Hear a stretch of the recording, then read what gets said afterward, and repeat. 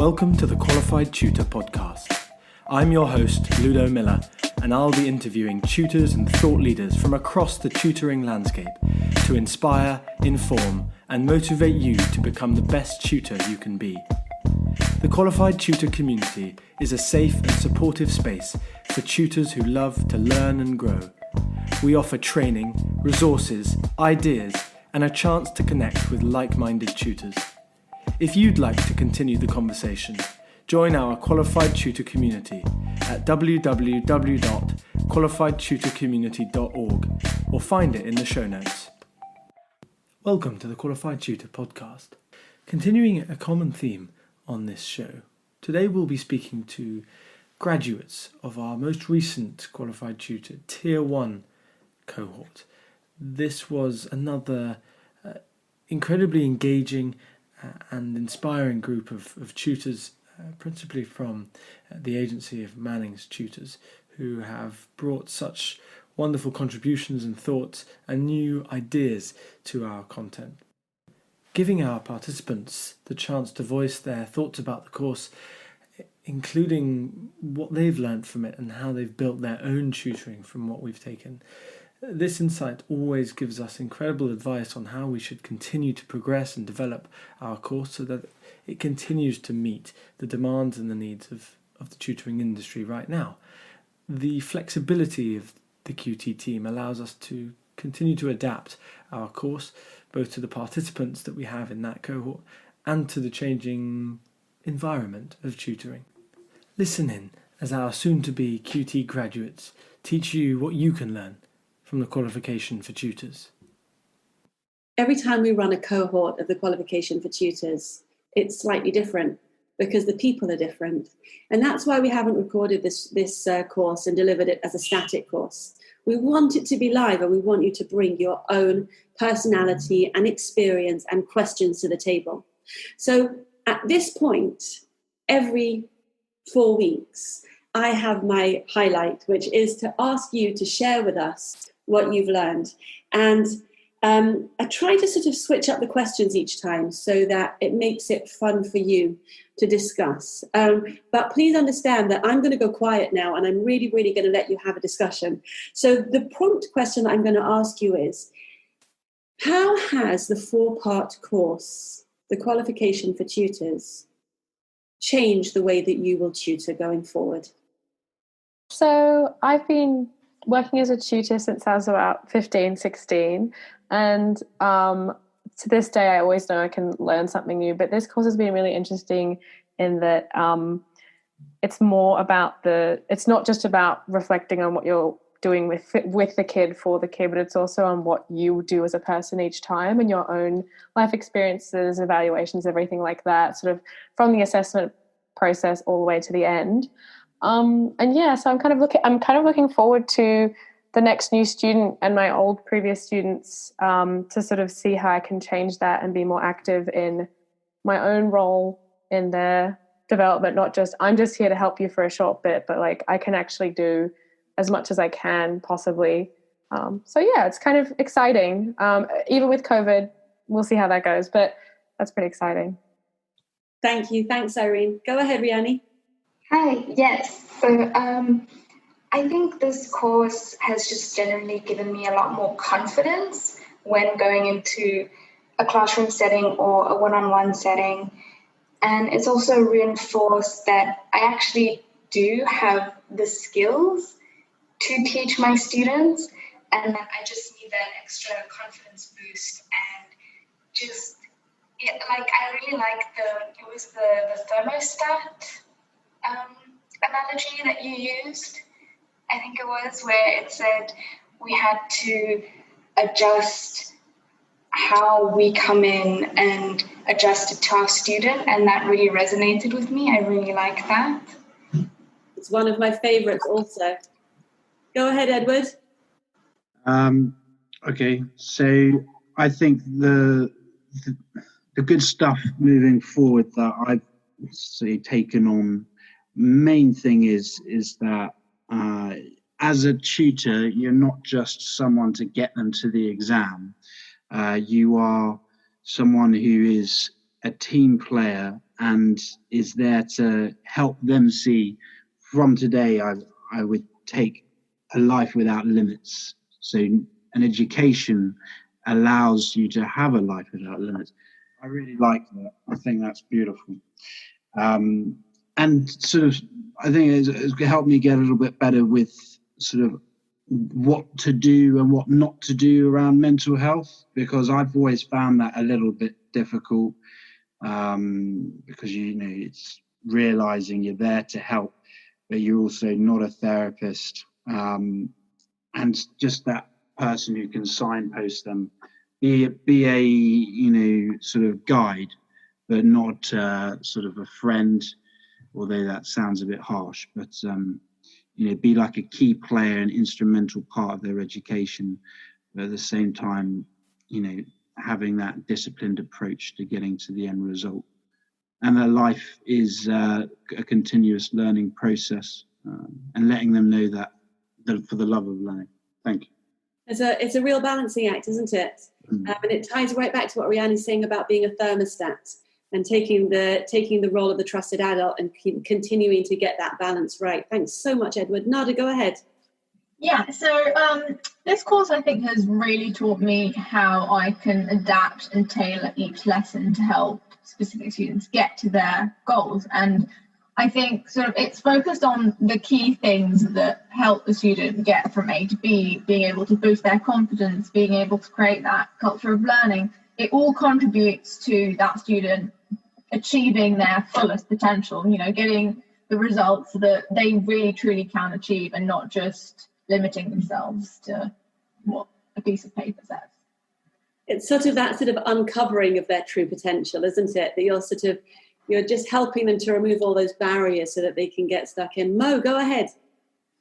I think one of the things that I found the most interesting and kind of the most important is creating that culture of learning, being able to encourage not just learning because you want to pass an exam, but learning because you enjoy knowing new things and being able to have those skills in the future to, you know, maybe it's just finding a love of reading or a love of doing a certain topic, just having that love of the culture of learning rather than just, okay, I'm learning because I need a GCSE.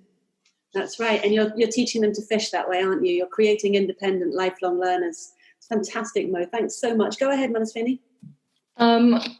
Another, like, in addition to everything everyone else has said, another thing I've learned is having confidence, because since you are the trusted adult in their life trying to guide them, it's important to not second guess yourself. You have to be the rock for them, supporting them. And all the tools that we've discussed over the 4 weeks have helped me build that confidence in my ability to tutor. So when I walk in to a lesson, I probably won't be second guessing my abilities, which makes it much easier to teach them. That's right. And then that responsive approach means that you can be really, really reliable, but you don't have to stick to one way of doing things.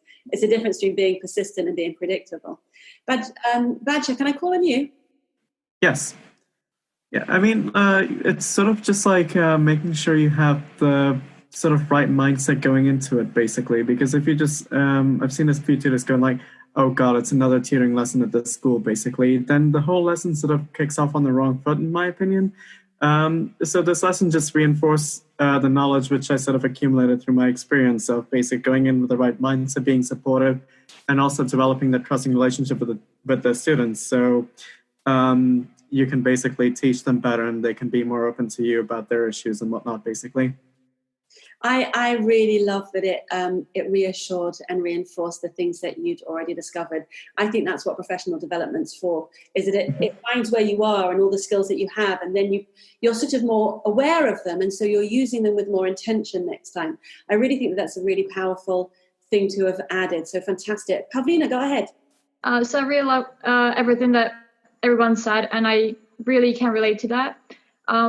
One bonus thing that I didn't even expect to enjoy so much coming into this course was actually talking to other tutors. So especially tutoring online, I often miss that, like, kind of, if you go into your office, you always have your coworkers if you tutor, you don't really get to talk to the tutors all that often. At least I don't. So I've actually loved like talking to other tutors, even in the breakouts or like generally, and just hearing their experiences, their approach, and all of that. So yeah, I didn't even expect to be so grateful for that.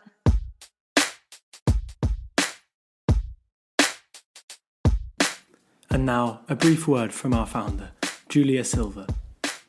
If you'd like to hear more about the ideas we touch on here, or gain the tools to take your own tutoring to the next level, the Qualification for Tutors could be for you. This live online seminar is facilitated by industry experts who, over 4 Zoom workshops, will cover the foundations of teaching and learning and how it relates to you as a tutor. The workshops are full of rich discussions where you'll learn alongside other tutors and connect on a professional level. We will teach you how to be the kind of tutor every child remembers. Visit our community space at qualifiedtutorcommunity.org and sign up now for our transformative course. We'll see you there.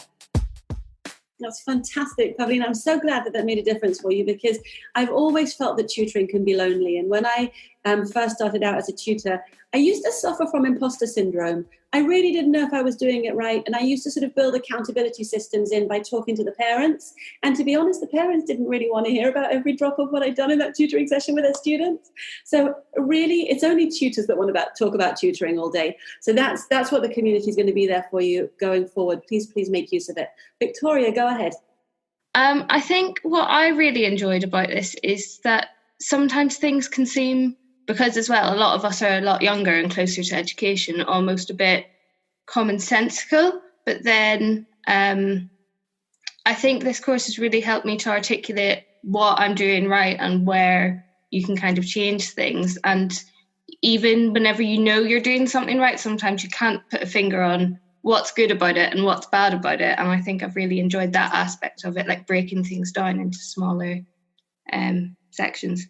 Can we take that a little bit further and make that, if we think about the small steps that we discussed in the learning loop, and how by breaking things up into small steps for your students, they can find out how much they already know. Yeah, definitely. I think as well, really enforced, I think I said last week, being able to show students different ways of doing things. And I think I said before with the trust kind of point, if you can show the student that you believe that they can do stuff, it will help them as well to kind of believe in themselves to do those things. I think it's just been a really informative few weeks. That's fantastic. I'm really, really pleased. Thank you so much. Eleanor, Ashley, I haven't heard from you yet. Go ahead, Eleanor.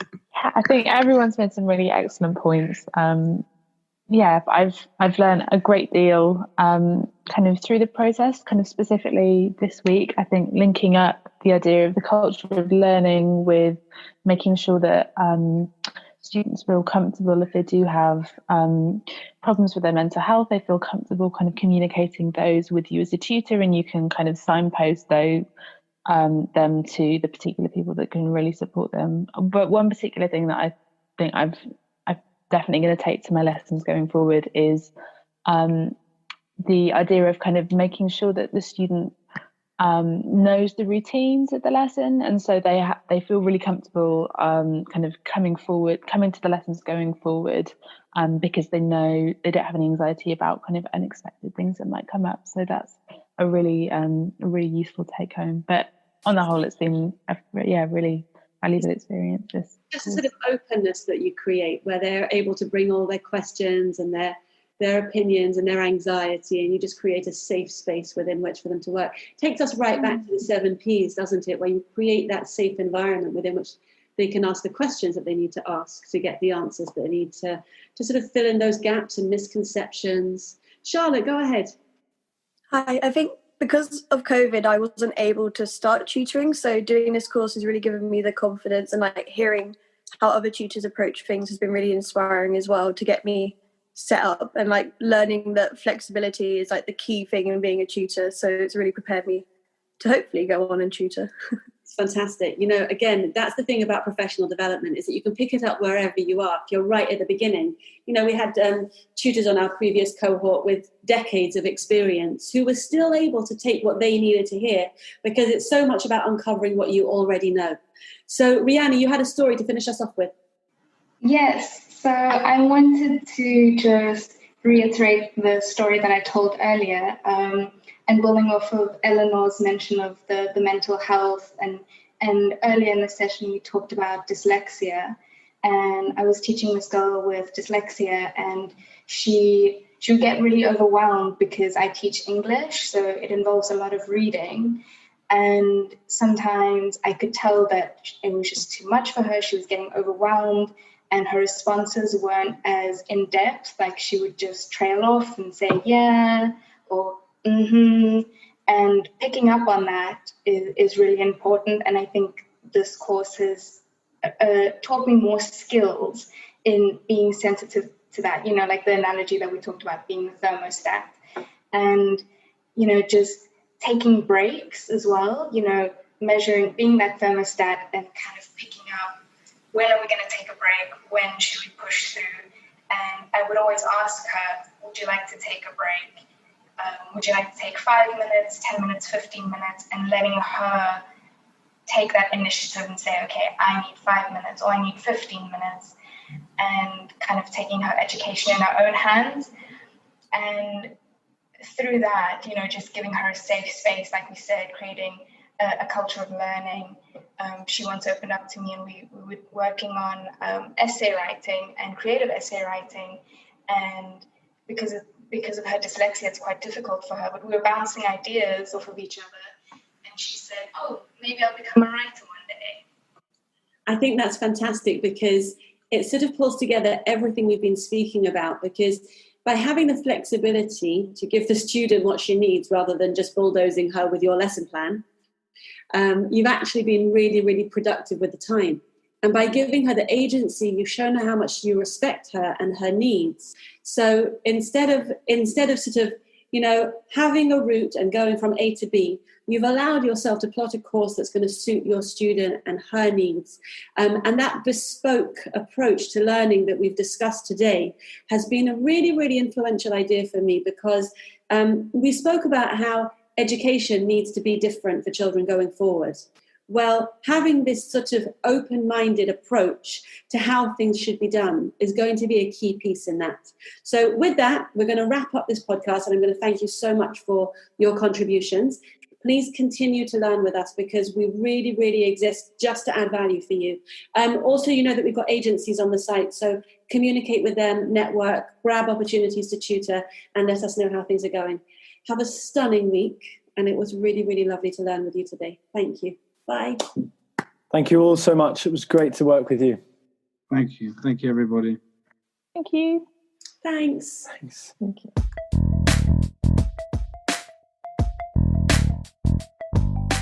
Thanks for listening to the Qualified Tutor podcast, where tutors share their expertise to support the tutoring community.